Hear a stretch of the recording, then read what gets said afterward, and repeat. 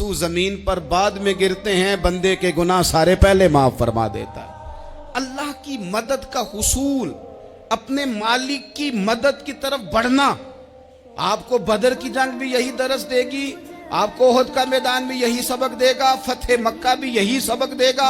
मेरे दोस्तों, जब रब मदद फरमाए, जब अल्लाह मददगार बने, दोस्तों से एक बात अक्सर करता हूं, मैं कहता हूं कि जितने दर्द से आप अमीर को अपनी कहानी सुनाते हैं ना, और जिस तरह आपके आंसू बात करने से पहले गिर जाते हैं कि गरीब हैं, बच्चियां हैं, कारोबार नहीं, ओ मेरे संगियो, इससे आधे आंसू अपने रब की बारगाह में बखेरो, उसके हुजूर अर्ज गुजार हो जाओ, उससे तलब करो।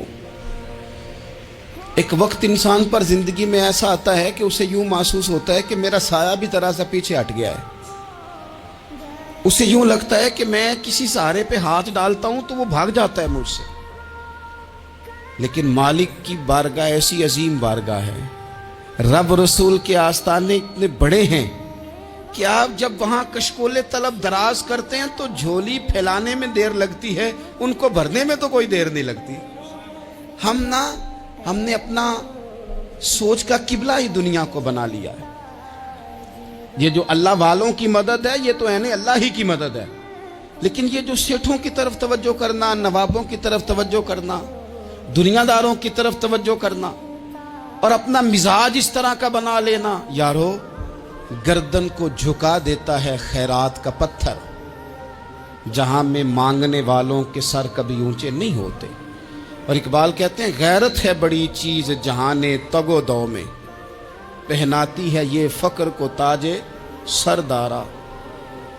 मैं अर्ज करूंगा कि अपनी आप जब तवज्जो का किबला अल्लाह रसूल को बनाएंगे तो रब फरमाते वयर्ज़ुक़हु मिन हैसु ला यहतसिब, मैं ना तुझे वहां से रिस्क दूंगा जहां से कभी तेरा गुमान भी नहीं गया होगा।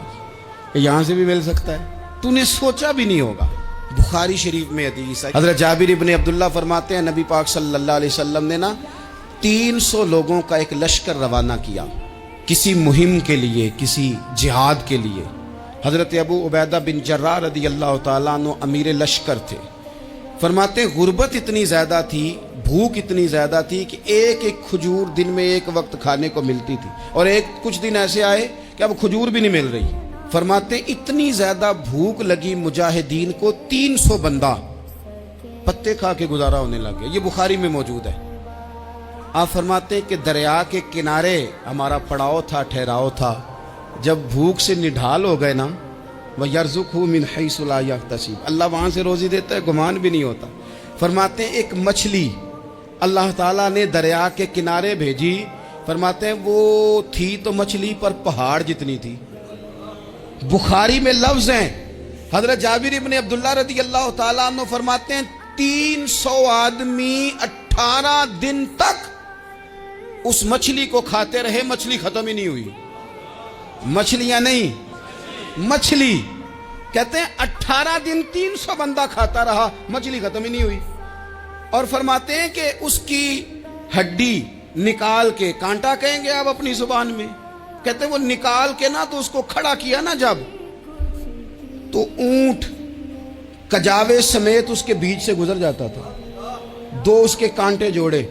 फरमाते हैं वो उसका गोश्त हम खाते थे और उसकी चर्बी बतौर तेल के हम जिस्मों पे मलते थे, बीमारों को उससे सुकून आता था, तंदुरुस्ती शिफा होती थी। फरमाते हम खाया भी हमने और कुछ लेके हम मदीने भी गए, और कुर्बान जाए नबी पाक ने भी उसमें से खाया।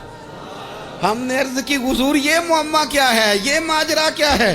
तो महबूब ने फरमाया तुम्हारे पास ग़िज़ा नहीं थी, रब ने तुम्हारे लिए बंदोबस्त किया है, अल्लाह ने तुम्हें दिया है। मकान शुरू कर लिया, एक साहब ने वो मकान बनाने लगे, आप वो हिसाब लगा रहे हैं, कहते हैं मेरे पास इतने पैसे हैं, इतने मैंने फलाने दोस्त से कहना है उसने दे देने, इतने फलाने रिश्तेदार से कहना है उसने दे देने, इतने फलाने से कहना है उसने दे देने।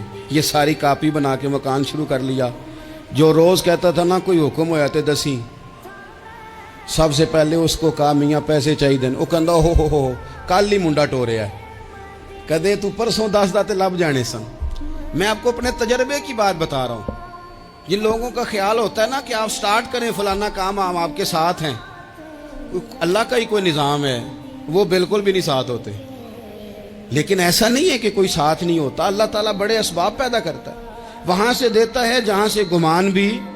ہمارا یہ ذہن بن جاتا ہے ہم ساری اپنے حساب سے چلتے ہیں, اتنے رشتہ داروں سے اتنے, کون آپ کے ساتھ چلے گا, سوال ہی نہیں پیدا ہوتا. یہ سارے کام چھوڑ کے سب سے پہلے 2 رکعتیں پڑھو, اپنے رب کی بارگاہ میں, رسول کائنات کی بارگاہ میں گزارشات اور استغاثے پیش کرو, وہاں سے خیر طلب کرو. دنیا دار کیا دیں گے, کیا دے سکتے ہیں, کیا حیثیت ہوتی ہے کسی. اللہ کہتا ہے وہاں سے دوں گا. تو جو اللہ مال دے وہ لینا چاہیے کہ رشتہ داروں کا مال دیکھنا چاہیے؟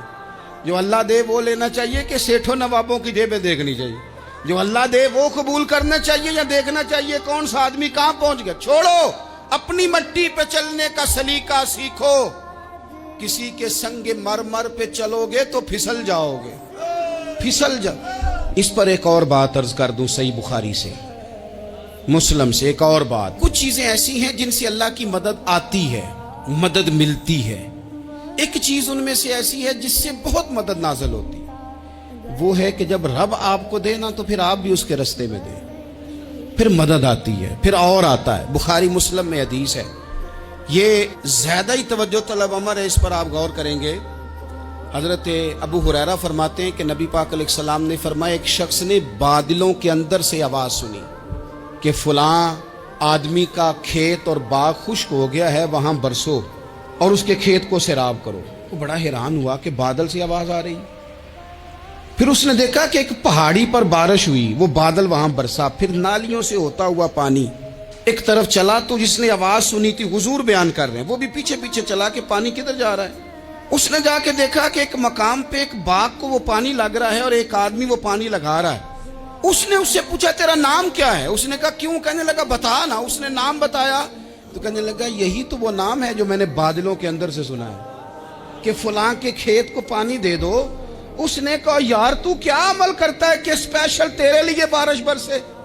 یہ بخاری پڑھ رہا ہوں, سیاستہ سے حدیث عرض کر رہا ہوں. اس سے پوچھا تو کیا کام کرتا ہے کہ جناب اللہ تبارک و تعالیٰ کا حکم کرم آیا کہ خاص تیرے لیے پانی برسے اور تیرے کھیت کو سیراب کرے. تو اس نے کہا چھوٹا ذمہ دار ہوں, پر جب فصل اگتی ہے تو 3 حصے کرتا ہوں. ایک حصہ اپنے بال بچوں پہ, بہن بھائیوں پہ خرچ کرتا ہوں, ایک حصہ پورا, اور ایک حصہ دوبارہ کاشتکاری پہ لگاتا ہوں, اور تیسرا حصہ خالص میں نے مسکینوں, یتیموں اور غریبوں کے لیے رکھا ہوا.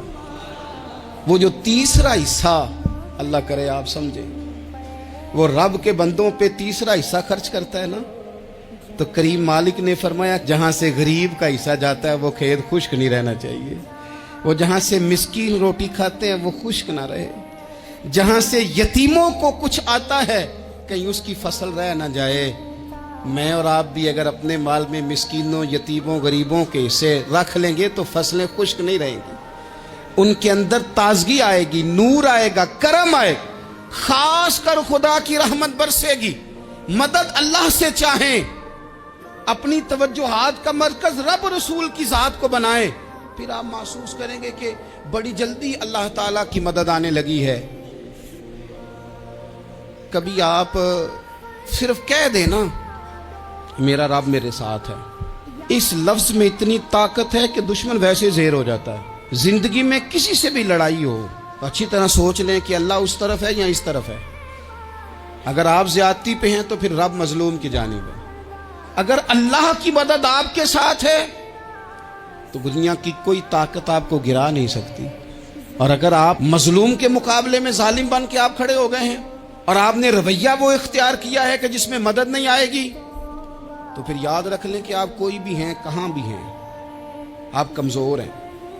طاقتور تھے ابتدائے اسلام میں, ظاہری طاقت تھی کفار مکہ کے پاس, وہ ڈنڈوں سے مارتے تھے غریبوں کو, ان کے ہاتھوں میں ڈنڈے تھے, پر خدائی طاقت ان مظلوموں کے ساتھ تھی. صاحب زرقانی نے لکھا ہے حضرت زنیرہ رضی اللہ تعالیٰ عنہ ایک لونڈی ہیں, غریب ہیں, ماڑے دا کی کام محمد نس جانا یا رونا, غریب سادی بی بی اور لونڈی کنیزہ, ایک مشرک کی کنیزہ تھی, انہوں نے کلمہ پڑھ لیا. وہ ڈنڈوں سے مارتا, دروں سے مارتا, تکلیف دیتا. حضرت زنیرہ رضی اللہ تعالیٰ عنہ کو اتنا مارا. اب آپ ایک اور پہلو پر بھی غور کریں. مار بھی پڑ رہی ہے پر خدا ادھر ہی ہے, اللہ کی مدد ادھر ہی ہے. رب کہتا ہے کہ پہلے تو صبر کرنا, ان اللہ مع الصابرین. تو صبر کرے گا تو پھر رب کی معیت ملے گی. ذرا ٹھہرنا, تو تھوڑا ڈٹنا. ان الذین قالوا ربنا اللہ ثم استقاموا تتنزل علیہم الملائکہ. تو کہے اللہ میرا رب ہے, پھر تو پہلے ڈٹ, پہلے تو نے ڈٹنا ہے. ثم استقاموا, جو ڈٹ گیا, تتنزل علیہم الملائکہ, ڈٹنے والے کے لیے مدد آتی. پہلے تھوڑا ٹھہرنا پڑتا ہے, پہلے تھوڑا صبر کرنا پڑتا ہے, حوصلہ کرنا پڑتا, اس کے بعد مدد آتی. مار پڑ رہی ہے, مارا جا رہا ہے. حضرت زنیرہ کو ان کا مالک جو ہے ظاہری آقا وہ مار رہا ہے. یہ کنیزہ ہے, اتنا مارا ان کی بینائی چلی گئی, نظر آنا بند ہو گیا. ابو جہل آیا اور کہنے لگا زنیرہ دیکھا نا ہمارے بت تیری آنکھیں لے گئے, معاذ اللہ, لات و منات ہمارے بتوں نے تجھے اندھا کر دیا. اب ایسا نہیں ہے کہ بی بی روتی جا رہی ہے, مایوسی معاذ اللہ, پریشانی, غریبی بڑی ہے, پوچھنے والا کوئی نہیں. یہ باتیں نہیں. کیا جملے ہیں خاتون کے, کیا لفظ ہیں. ابو جال نے طنزیہ کہا معاذ اللہ, کہنے لگا دیکھا نا ہمارے بتوں نے تجھے اندھا کر دیا. تو جناب زنیرہ آنکھوں کی بینائی گئی ہے, رات کو گئی ہے, دکھ ابھی تازہ ہے, لیکن اللہ پہ جو توکل ہے, اپنے مالک سے جو رشتہ ہے وہ اتنا مضبوط ہے, اتنا طاقتور ہے, اس میں اتنی گہرائی ہے کہ حضرت زنیرہ بول کے نا اتنی قوت سے بولی, اتنی طاقت سے بولی کہ پورے کفر پر لرزہ طاری ہو گیا. فرمانے لگی تمہارے بتوں کی کیا اوقات ہے کہ وہ میری بینائی لے جائیں. یہ میری رب کی حکمت کا تقاضا ہے. جب تک اس نے چاہا زنیرہ دیکھتی رہی, اور جب اس نے چاہا زنیرہ کی آنکھوں کی بینائی چلی گئی, اور اگر وہ چاہے گا نا تو بینائی واپس بھی کر دے گا. اگر ہو ذوق یقین پیدا تو کٹ جاتی ہیں زنجیریں, اگر وہ چاہے گا تو بینائی آ بھی جائے گی. حضرت زنیرہ نے رات کو یہ لفظ کہے, ابو جال اور سارے کفار ڈر کے سن کے چلے گئے. آپ اطمینان سے آ کے بستر پہ سوئی. جب سویرے اٹھی تو اللہ نے آنکھوں کی روشنی واپس کر دی تھی.